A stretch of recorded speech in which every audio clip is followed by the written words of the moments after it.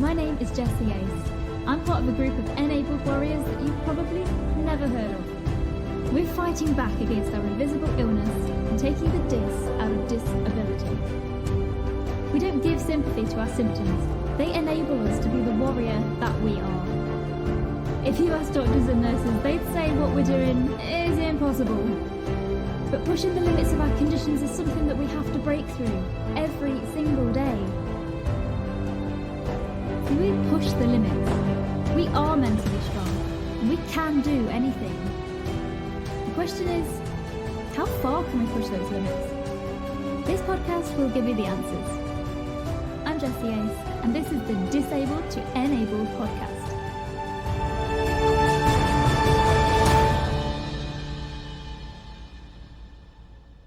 Experience the benefits of pure hive power with the bee-powered honey.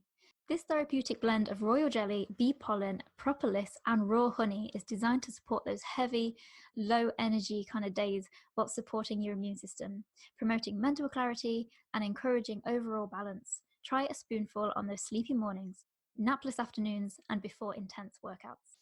So go and click the link in the show note and invest in your health today. Enabled Warriors, the next guest on our show is someone who means everything to me. He's been there since the beginning when we were just 16 at sixth form, and now 12 years on, here we are as a married couple talking about the impact that my diagnosis had on him. Enabled Warriors, please help me in welcoming today's guest, my wonderful support network and husband, Mr. Paul Ace, everybody. Woo! Well, if you liked it, you should have put a ring on it. Yeah. Nice. Thanks for having me on the show, Jess. Huge welcome to the show today, my lovely. Been so jealous of all the other guests. Well, I know, and it's your birthday coming up, so I thought, for your gift this year, seeing as we can't go outside because of quarantine, your gift this year is to be on my podcast. I would have preferred a cake, but... How do you know I'm not going to make you a cake as well? Anyway, let's get into the first part of our interview with today. With today's guest, which is Paul Ace. We will focus on Paul's reaction to what happened the day our lives really changed for us, to be honest. And Warriors, keep listening for part 2, where we discuss the emotional impact of starting a new medication and what that had on both of us. Listen out for part 3, Warriors, where we learn Paul's answers to our not so super quick secrets round. Did I tell you that I've rebranded that? I've rebranded that. So let's get straight in and let's have a chat about what happened towards the end of May 2013 when I woke up and found that my left side had actually stopped working. Now, I remember downplaying this quite a lot so that you wouldn't freak out. Can you remember what happened that day? Yeah, you just kind of said, my arm feels dead. So, you probably slept on it funny. And then you woke up every day that week and still said my arm feels dead. Yeah, I did that for about a week. And here's the thing, you get to a certain point where you go, yeah, it might be something else. After 7 days. Yeah, it don't sound right. Have you thought about getting that checked out? No, I'll be fine. It'll go away. It'll be fine. I'd kind of don't like doctors. It'll be fine. I was just really scared about what they'd say, to be honest. And I just thought, it's probably a trapped nerve. That's literally all it is. So I was looking up what spices were used to cure it, like cayenne pepper. Looking back, I'm like, what the heck was that? Yeah, have yourself some fajitas. That'll stop MS. No, I don't mean fajitas. I meant the actual spice. Right. I read stories online, okay, that apparently that helped and stuff, but yeah. Well, that's something to note to start off with. Don't read too much online. Don't read stuff online. Please.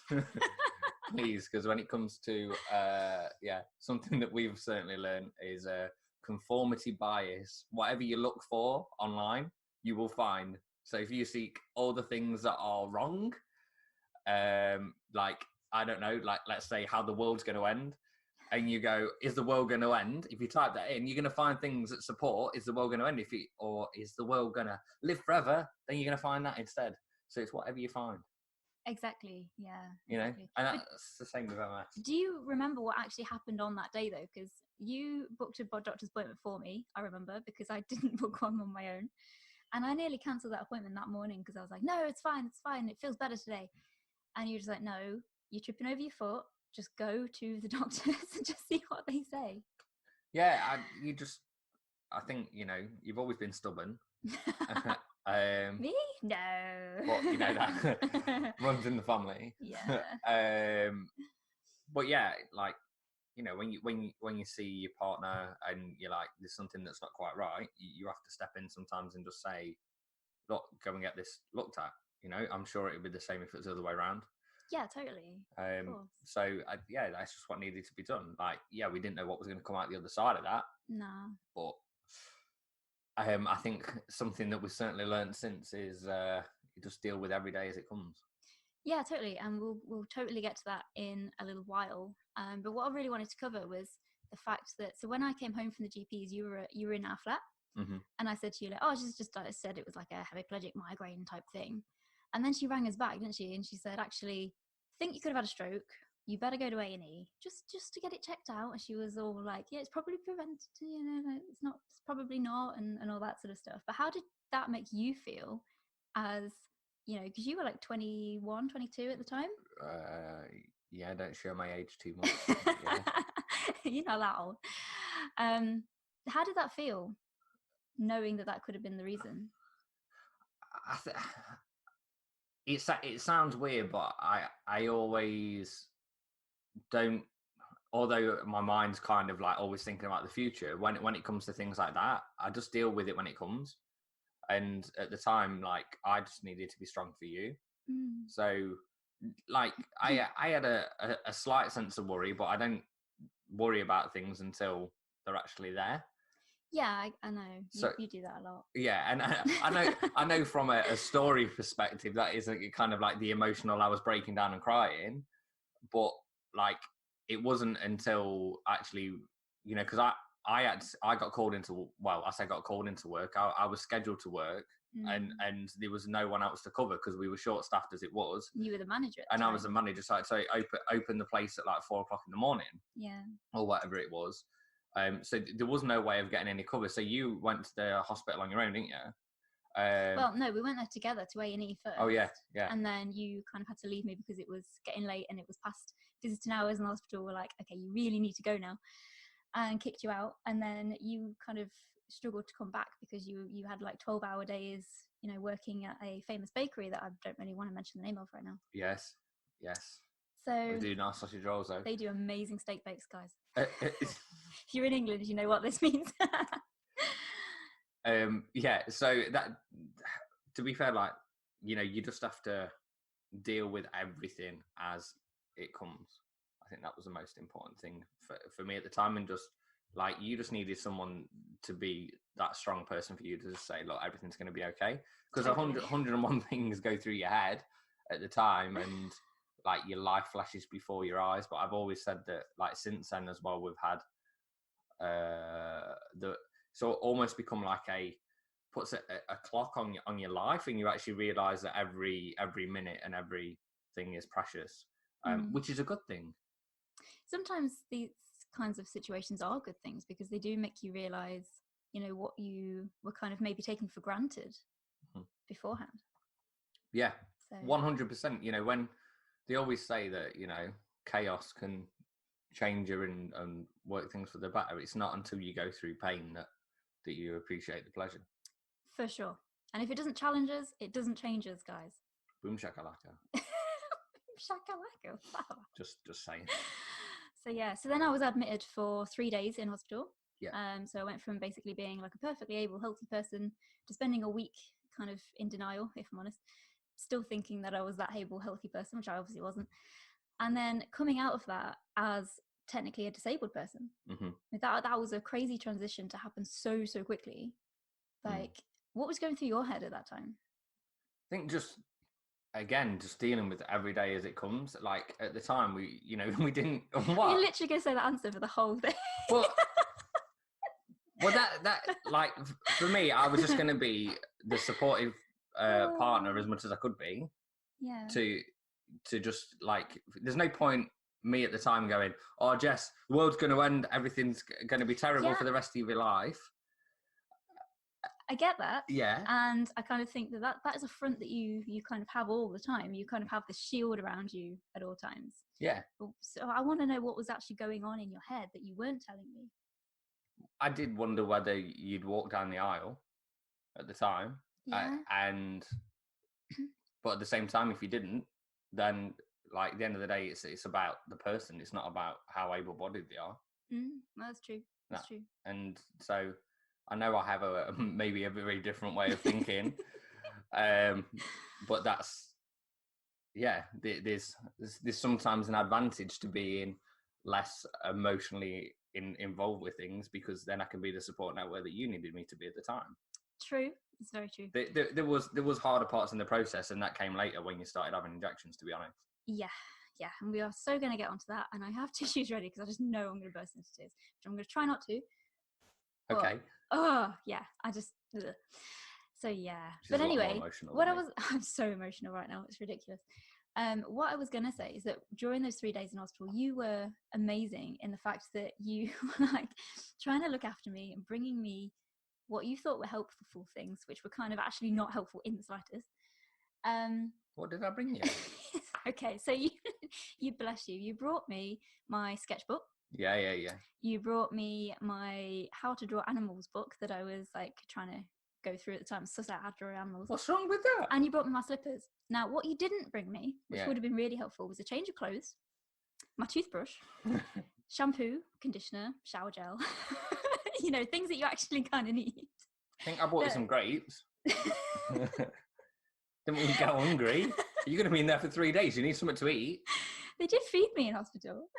Yeah, but, it's not great, is it? So, Okay, no, hospital food, I can tell you, I don't know who puts that together, but it's, oh my God, they must make it 2 weeks in advance. I'll blame Jamie. Oh, Jamie okay. Oliver. So for people listening who are probably not in the UK, who don't know who Jamie Oliver is, he was basically a guy that wanted to kind of redefine the whole hospital meal system. Yeah. Didn't quite achieve that, no. Let's say. So yeah. So can you remember when I was coming out of hospital? Now I remember this very, very clearly, but I want to know if you remember. I said to you, I told you to go and find someone else that's healthy, it's not going to be a burden on you, that sort of stuff. But I just want to see if you remember that. Vaguely, like coming back to it, it's interesting. Like I said, my head's like a filing cabinet. It just once that part's gone, if it's not adding any value or positivity to my life, I just file it away and it's gone. Oh my God, I married someone really cold and ruthless, didn't I? I didn't even realise until this podcast. But here's the thing about that. So like just looking back on that, and I was like, I think I told you to stop being so stupid. You did, yeah. You told me to stop being so stupid, get in the car so we can go home, get out of this crazy place. That's the thing. So, like, everything that goes on in life, like, for some people, like, that was your journey at that time, and you'll remember every single element of that. Yeah. I just had to deal with what I had to deal with, which was basically be as strong as possible for you. So I just removed all emotion. That's amazing. I wish I could do that. I don't know if it's a learnt skill or what, but like... I think you've always kind of been cold and ruthless, to be honest. Thanks. Would you agree with that? According to my personality type, yeah, it actually is, yeah. Yes. But, it doesn't mean I don't care. No, I know. I get that. I do get that. And you do care, just in your own sort of special way. Yeah, I care about you more than anything. See, I even said that on camera. And it's recorded. Whoa. Do you remember at all when, so when I came out of hospital, and you know how I was told in hospital by my doctor to just go home, Google it, find out what MS was for yourself, and Paul just slapped himself in the face if you don't see the video. He told me to go home and Google it for myself, and the first thing I found online, or one of the first things, was crazy diets that I should apparently go on to straight away. Oh, wow. Right? So do you remember when I kind of went a bit obsessed with this particular diet? I think it was the Walls diet, but I can't really remember. I'm pretty sure. Was that just eating ice cream all day? No. Not that kind of Walls. Walls is an ice cream brand in England, for people that don't know. No, so like, and I remember going around Sainsbury's with you, and we were looking for like soy milk and stuff, because apparently cow's milk was really bad and all that sort of stuff. So this diet was kind of redefining everything that we ate. It told us to kind of get rid of carbohydrates, and it told us to get rid of all this crazy stuff and just eat fruit and veg, basically.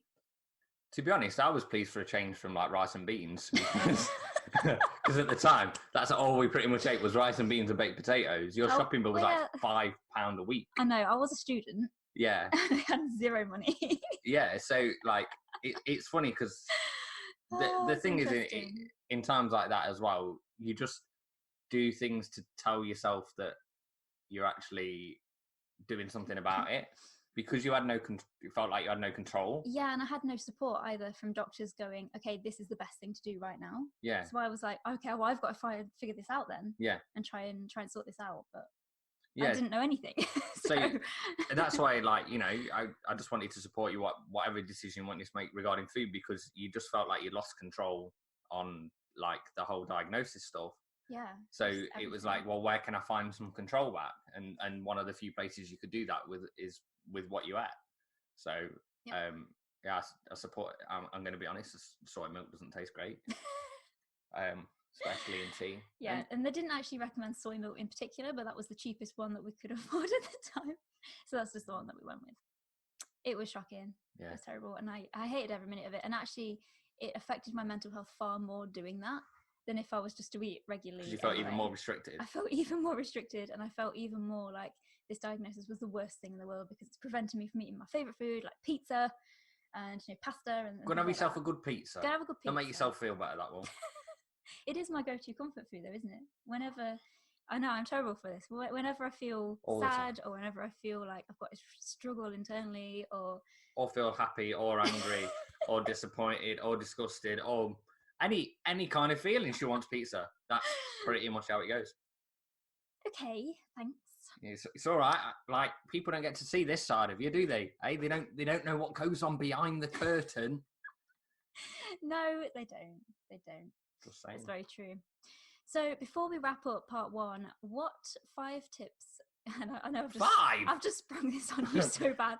But what tips in general could you give someone whose partner is struggling with a new diagnosis right now? How could you help them? I'd say the biggest thing is your job is to be the support person for the person with the diagnosis. It's no point both of you wallowing in self-pity and stuff like that. Here's the thing: things change. Things will change in your life. Things will come up. Things will challenge you. If it, like Jess says, doesn't challenge you, it does not change you. But that doesn't mean it should stop you from doing what you want to do. Heck no. Now, if anything, since Jess has had MS, we probably got an even stronger relationship than we had before. So see it as much as you can, and as much as that might be hard when you first get diagnosed, see it as a positive, because it will help you become a stronger bond and a stronger unit and appreciate every minute, second, hour, day that you have together. You are so cute. It's unreal. Do you want tissues yet? No, I'm good. I'm holding out. Okay. Anyway, Warriors, thank you so much for listening to that. That is part 1 all wrapped up. And in the next episode, we'll discuss how we got through a new diagnosis together some more. As you can imagine, it's cold and ruthless. And the things that we put in place to understand each other that you can use in your own relationships as well. So if there's anything if there's anything that we've spoken about so far that you can relate to, then please let us know in a comment, either when you're listening or in a review or Facebook or Instagram. Get in touch with us. That would be amazing. That makes my day. And remember to follow or subscribe wherever you're listening today. Catch you in the next bit. Bye.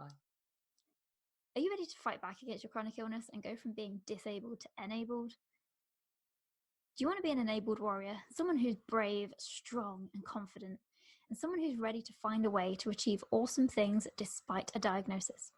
This is your invitation. Check out disabled2enabled.com for articles and reviews to find out how you can become enabled too. Subscribe to the podcast to always be in the know. If you think this podcast is better than sleeping in on a Sunday, tickle that subscribe or follow button wherever you're listening.